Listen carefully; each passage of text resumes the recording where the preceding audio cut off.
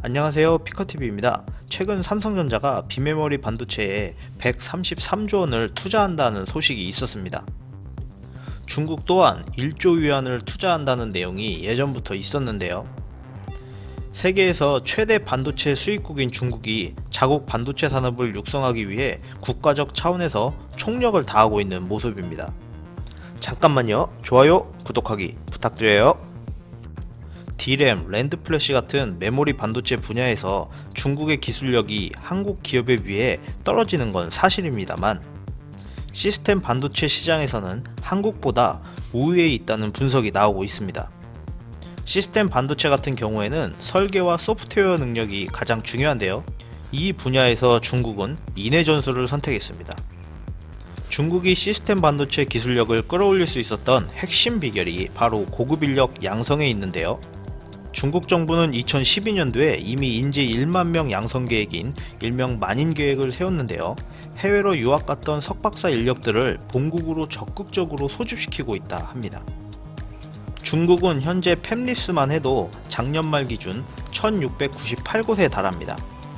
이는 국내 팹립스 업체 약 150곳에 비하면 11배가 넘는 수치인데요. 중국 정부가 2025년까지 반도체 분야에 1조 위안을 투자한다는 내용이 나온 뒤에 폭발적으로 팹립스 업체가 늘어난 것입니다. 이러한 이유 때문에 중국의 세계 비메모리 시장 점유율에도 변화가 있었습니다. 중국 같은 경우는 2012년도에 2.4%였던 점유율이 2018년도에는 5%까지 상승한 반면 한국은 5.9%에서 4.1%로 하락하였습니다. 미래 반도체 투자에서 인공지능 반도체 또한 빼놓을 수 없는데요. 중국의 한 스타트업 기업은 최근 SK그룹과 글로벌 완성차 업체로 6억 달러 투자금을 받는가 하면, 또 다른 AI 업체는 알리바바, 레노바 등으로부터 1억 달러 투자를 받았다는 뉴스도 접할 수가 있었습니다. 하지만 한국은 아직까지 뛰어가는 중국을 투자금 유치뿐만 아니라 인재 양성까지도 따라가지 못하는 것 같습니다. 최근 삼성전자는 지난 24일 비메모리 반도체 육성 계획인 반도체 비전 2030을 발표하였습니다.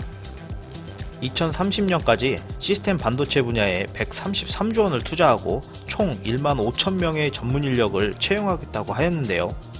전문 인력의 불모지인 한국에서 이러한 인력을 확보하는 게 쉬운 일은 아니죠. 그래서 삼성전자와 SK하이닉스는 주요 대학과 함께 반도체 계열학과를 신설해서 2021년도부터 운영할 계획으로 알려져 있습니다. 이렇게 국내 반도체 업체들은 국내 인력 양성과 해외 인력 스카우트까지 다방면으로 생각하고 있는 반면, 최근 산업부는 반도체 계열학과 설치와 관련하여 관련 대학 및 기업에 대한 정부의 예산 지원 계획은 없다라고 발표하였습니다. 삼성의 투자에만 심취할 것이 아니라 중국처럼 국가적인 차원에서 전문 인력 양성과 반도체 생태계를 살릴 필요성이 있다고 보여집니다. 끝까지 시청해주셔서 감사합니다. 구독, 좋아요 부탁드립니다.